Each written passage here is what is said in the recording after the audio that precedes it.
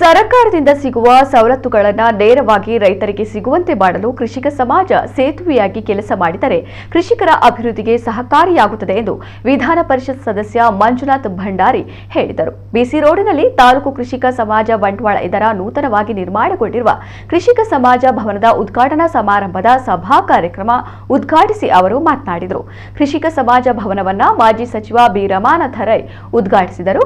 ಸಮಾಜದ ಆಡಳಿತ ಅಧ್ಯಕ್ಷ ಮಂಜುನಾಥ ಗೌಡ ಎಸ್ಆರ್, ಪುರಸಭಾ ಅಧ್ಯಕ್ಷ ವಾಸು ಪೂಜಾರಿ, ಗೇರು ನಿಗಮದ ಅಧ್ಯಕ್ಷೆ ಮಮತಾ ಗಟ್ಟಿ, ಬೂಡಾ ಅಧ್ಯಕ್ಷ ಬೇಬಿ ಕುಂದರ್ ಮೊದಲಾದವರು ಉಪಸ್ಥಿತರಿದ್ದರು. 2024-25ನೇ ಸಾಲಿನಲ್ಲಿ ಭತ್ತದ ಬೆಲೆಯಲ್ಲಿ ಜಿಲ್ಲಾ ಮಟ್ಟದ ಪ್ರಶಸ್ತಿ ಪಡೆದ ಬಂಟ್ವಾಳ ತಾಲೂಕಿನ ಲೀಲಾ ಹಾಗೂ ಕಾವಳಮೂಡೂರು ಗ್ರಾಮದ ಡ್ವಾಲಿ ವಿಜೆ ಅವರನ್ನ ಈ ಸಂದರ್ಭ ಸನ್ಮಾನಿಸಲಾಯಿತು. ಕೃಷಿ ಇಲಾಖೆಯಿಂದ ಸಹಾಯಧನದ ಮೂಲಕ ನೀಡುವ ಸವಲತ್ತುಗಳನ್ನು ಅರ್ಹ ಕೃಷಿಕರಿಗೆ ವಿತರಿಸಲಾಯಿತು. ದಕ್ಷಿಣ ಕನ್ನಡ ಇದು ಮೂಲಭೂತವಾಗಿ ನಾವು ಭತ್ತದ ಕೃಷಿಯನ್ನು ಮಾಡತಕ್ಕಂಥ ರೈತರು ನಮ್ಮ ಜಿಲ್ಲೆಯಲ್ಲಿ ದೊಡ್ಡ ಪ್ರಮಾಣದಲ್ಲಿ ಭತ್ತದ ಬೇಸಾಯ ಆಗ್ತಾ ಇದೆ. ನಮ್ಮ ರೈತರು ಸ್ವಲ್ಪ ಬುದ್ಧಿವಂತರಿದ್ದಾರೆ. ಆರ್ಥಿಕವಾಗಿ ಲಾಭ ಎಲ್ಲಿ ಸಿಗುತ್ತೆ ಅಂತೇಳಿ ಯೋಚನೆ ಮಾಡತಕ್ಕಂಥ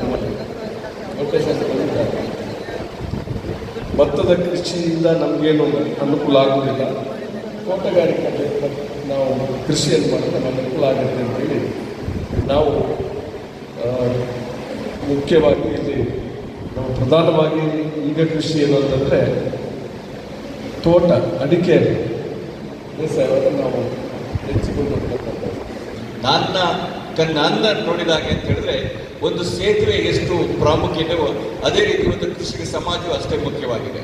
ಯಾಕೆಂತ ಹೇಳಿದ್ರೆ ಒಂದು ಕಡೆ ಸರ್ಕಾರ, ಇನ್ನೊಂದು ಕಡೆ ರೈತಾಪಿ, ಈ ಎರಡು ಜನರ ನಡುವೆ ಇರುವಂತಹ ಒಂದು ಯಾವ ಅಂತರವನ್ನ ಈ ಸೇತುವೆ ಯಾವ ರೀತಿ ಒಂದು ಮುಟ್ಟದೋ ಅದೇ ರೀತಿ ಕೃಷಿಕ ಸಮಾಜ ಇವತ್ತು ಹಲವಾರು ಕಾರ್ಯಕ್ರಮಗಳನ್ನು ಹಾಕಿಕೊಂಡು ಸರ್ಕಾರದ ಕಾರ್ಯಕ್ರಮಗಳನ್ನು ಜನರಿಗೆ ತಲುಪಿಸಿಕೊಳ್ಳಿ ತನ್ನದೇ ಆದಂಥ ಒಂದು ಪಾತ್ರವನ್ನು ವಹಿಸಿಕೊಂಡು ಬಂದಿರುವಂಥದ್ದು ಕೃಷಿಕ ಸಮಾಜ. 1918ರಲ್ಲಿ ಬಹುಶಃ ಇದು ಶುರುವಾಗಿತ್ತು. ಈಗ ಅಧ್ಯಕ್ಷರ ಮಾತನ್ನು ಹೇಳ್ತಾ ಇದ್ರು.